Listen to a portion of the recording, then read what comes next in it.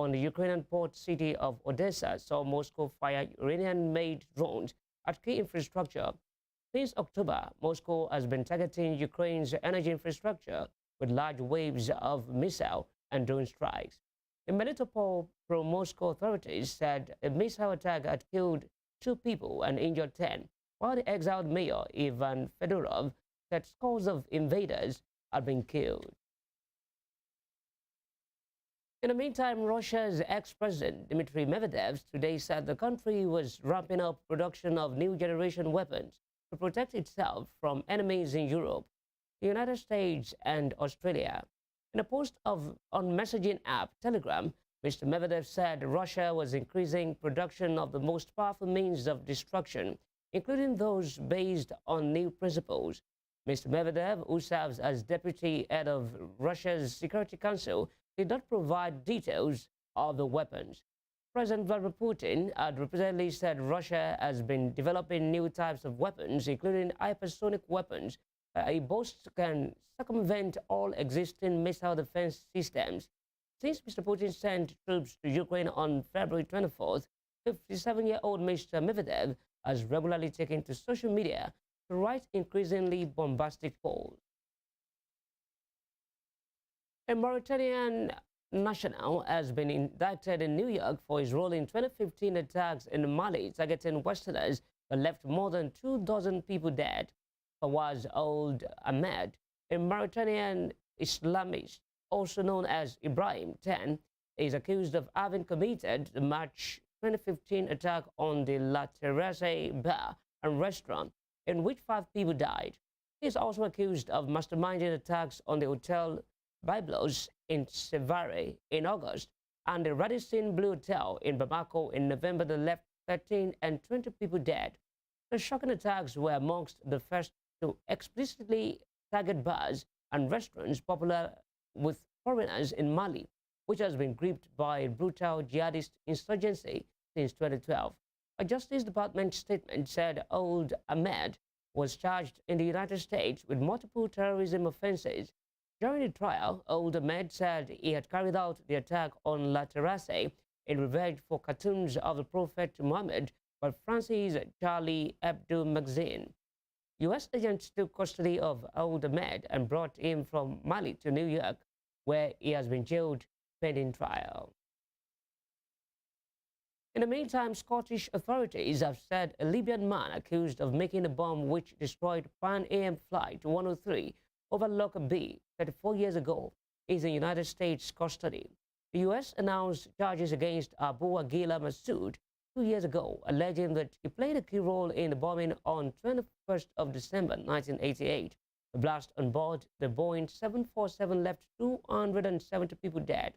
It is the deadliest terrorist incident to have taken place on British soil. All 259 passengers and crew on board the jumbo jet bound to New York from London died, while another 11 people were killed in Lockerbie when wreckage destroyed their home.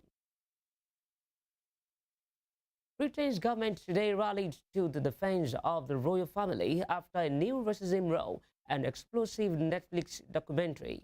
Following recent trips overseas, Foreign Secretary James Cleverly said he would catch up first on Netflix hit Stranger Things, in preference to the tell-all program of Prince Harry and wife Meghan. But he stressed there was no stronger supporter of a multicultural Britain than King Charles III, Harry's father. However, a UK charity at the center of the latest royal racism controversy says it has suspended work supporting black survivors of domestic abuse after a torrent of toxic hate. Taster Space founder Ngozi Fulani, who is British, was asked repeatedly at Buckingham Palace reception on November 29th where she was really from. Since revealing the exchange with Susan Usey, a godmother to Harry's brother, Prince William, Fulani has been targeted by what she called horrific racist insults online. Elsewhere, Kosovo has postponed a local election due next week in 4 municipalities with a predominantly ethnic subpopulation in an effort to defuse tensions in the region. The announcement comes after Kosovo President Vjosa Osmani met our country's political leaders and decided to hold the vote in the northern municipalities on April 23rd next year. The polls were due on December 18th after ethnic Serb representatives resigned their post in November to protest against a decision by Kosovo's government to ban Serbia-issued vehicle license plates.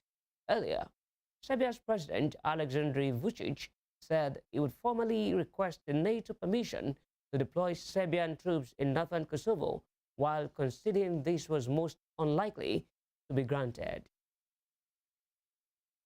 Hundreds of people braved sub-zero temperatures to march the streets of Montreal, the host city of this year's United Nations Biodiversity Summit, demanding a strong to protect nature worldwide. Wearing costumes to look like birds and trees, activists said the COP15 summit could fail to meet the urgency of the issue, with about 1 million plant, insect, and other animal species now threatened with extinction. Delegates from 193 countries at the summit are considering 24 targets, including pollution codes and protecting 30% of the world's land and sea by 2030.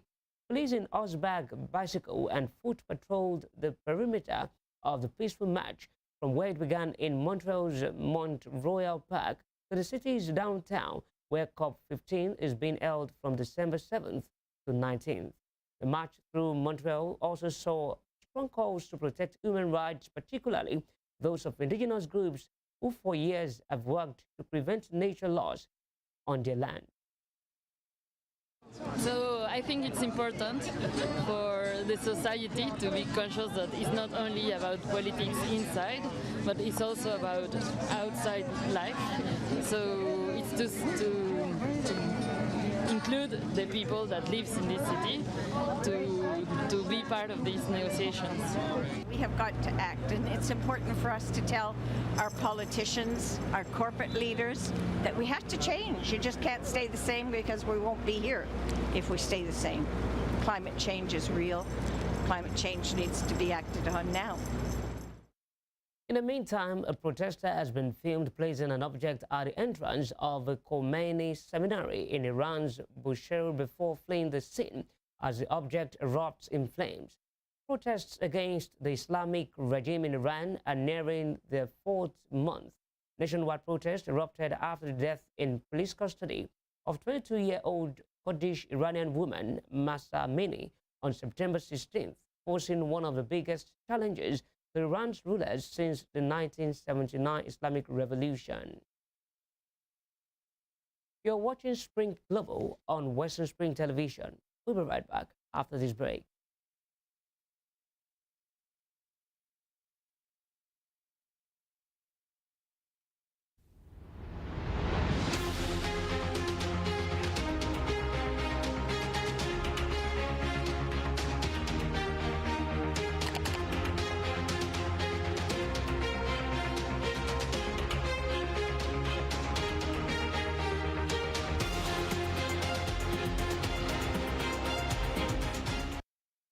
How would you like a TV station that breaks the barriers of your TV screen? A TV station that brings infotainment to your forefront, breaking the conceptual fourth wall. Giving you television that is personal to you and your everyday life. Indigenous broadcasting for every man, cutting across the shackles of age, class, and language. With the best of equipment in digitized broadcasting.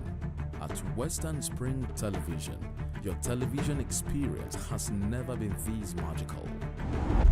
We'll bring you the best in news and programs, breaking news to you as it drops from where it drops. Talk shows that keep you glued to your seats. Sports programs not void of in-depth analysis. Entertainment programs cutting across all ages. Political analysis with all its accompanying controversies. Social responsibility because we care. Western Nigeria gave us our first feel of television.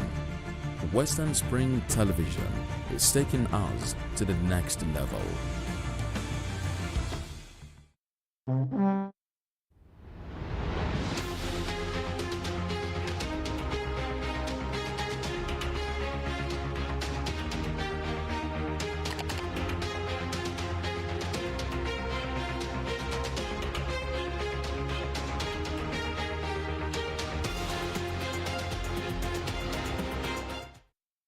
So welcome back on Spring Global on Western Spring Television. Now to the rest of the stories.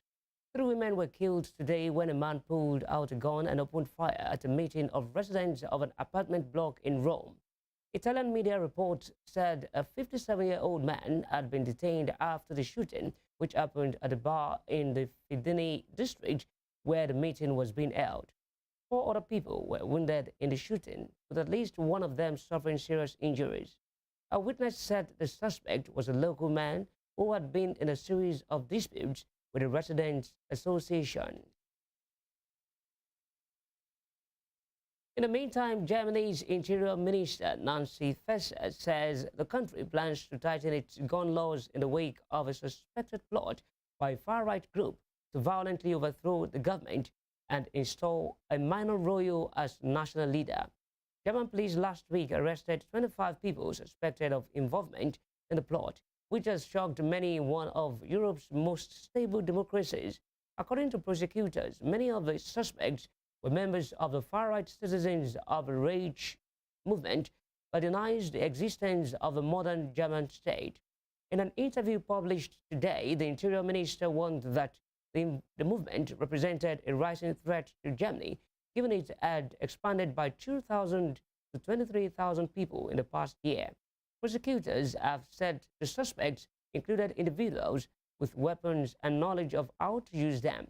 They had attempted to recruit current and former army members and had stockpiled weapons.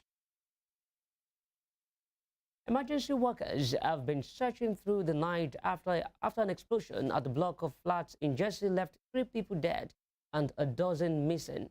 Specialist teams and a search dog are on the scene following the collapse in St. earlier yesterday. The Jersey government says a meticulous multi-agency search effort is being coordinated. Island Police Chief Officer Robin Smith described the scene as Pear Road as complete devastation. It says the service expects to recover in the region 12 fatalities after the operation moved from a rescue to recovery mission. A video tweeted by the island's government shows piles of rubble and a crushed car behind the police cordon. On the spot, Chief Minister Christina Moore described it as an unimaginable tragedy.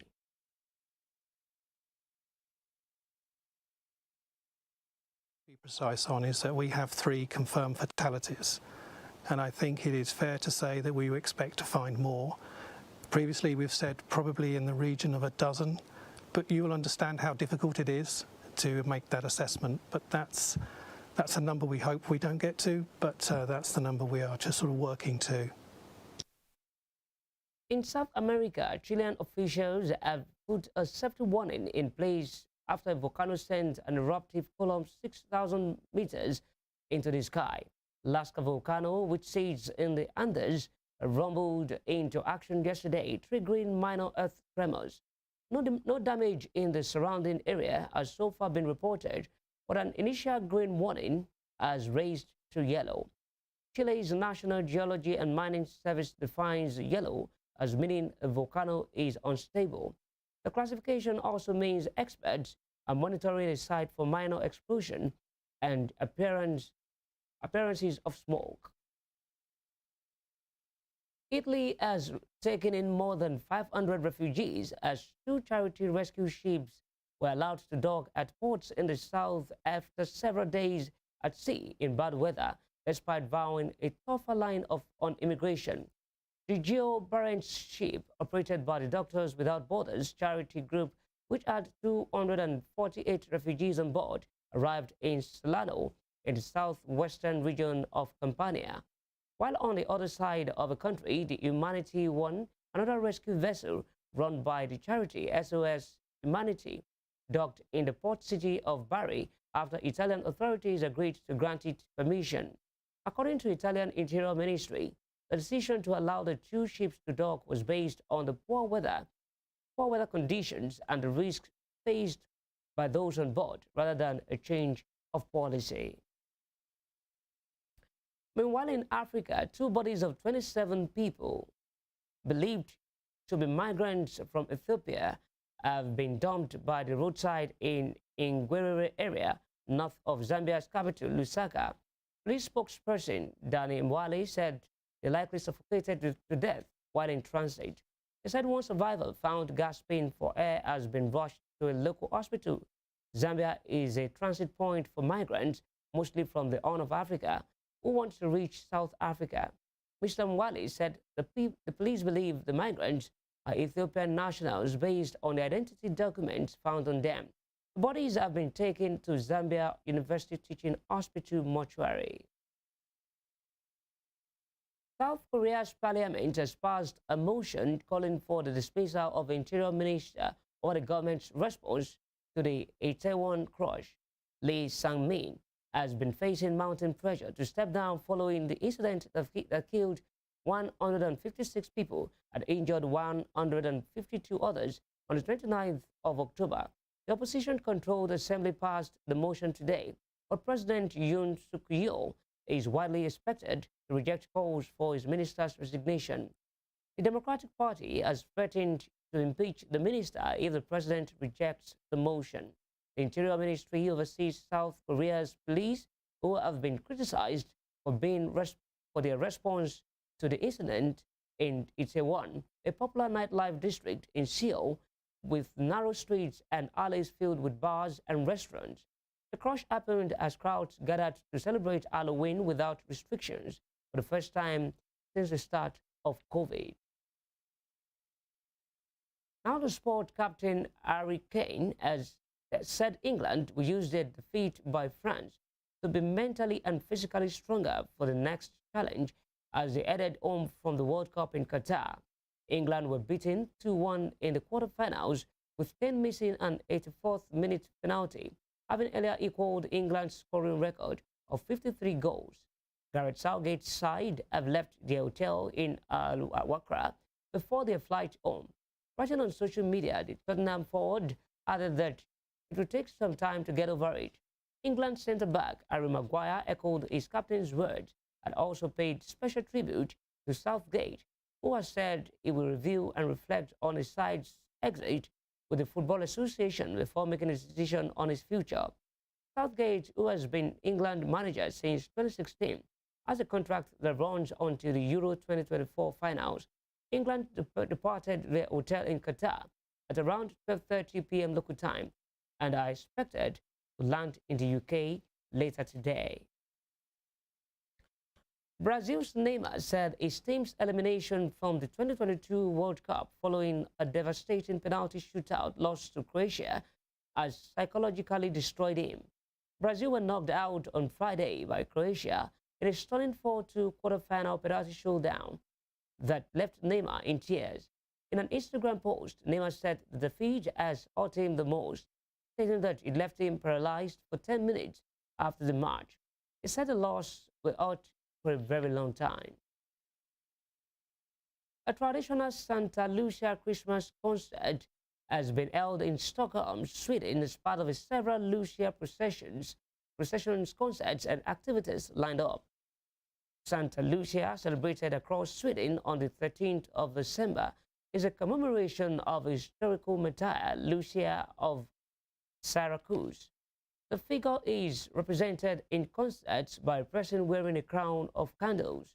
Lucia has been a Swedish Christmas tradition since the end of the 18th century and is now one of the country's most popular and atmospheric celebrations.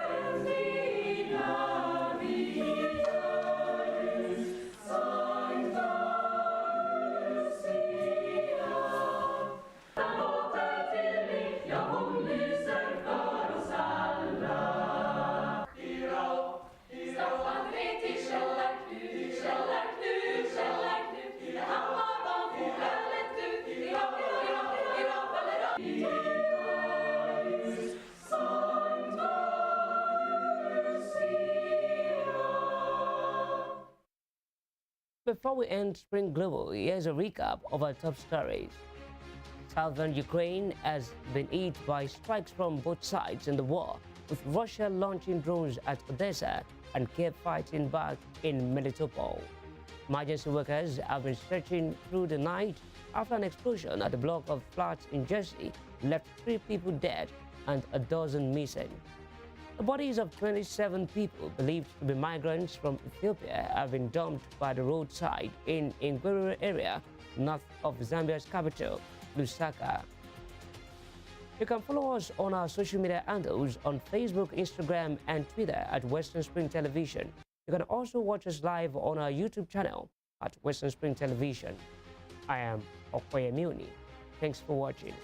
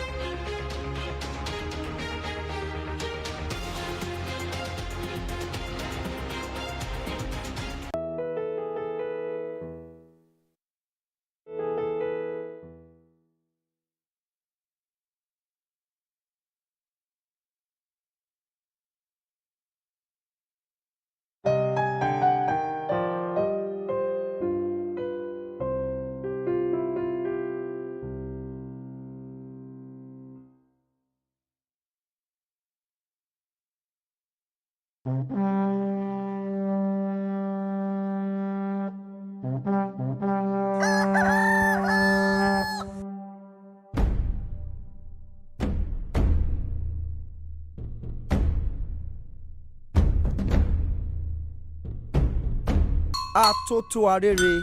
Kò ṣeé má gbọ́ ìròyìn.